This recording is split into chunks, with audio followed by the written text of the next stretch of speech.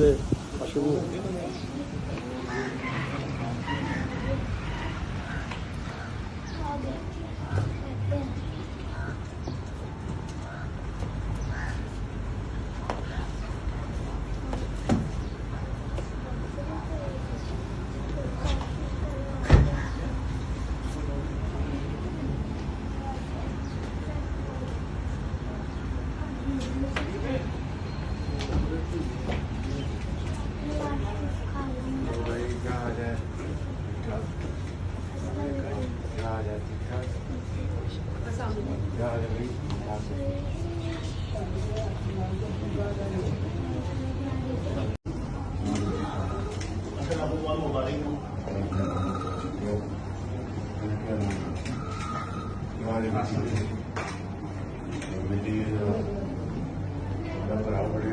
YouTube पर Google TV देखने के लिए youtube.com की सर्च बार में Google TV टाइप करें।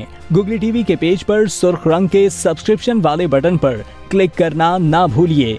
YouTube पर अपलोड होने वाली वीडियो से बाखबर रहने के लिए बेल आइकॉन पर क्लिक कीजिए। आपको हर नई आने वाली वीडियो के बारे में नोटिफिकेशन मौसूल हो जाएगा।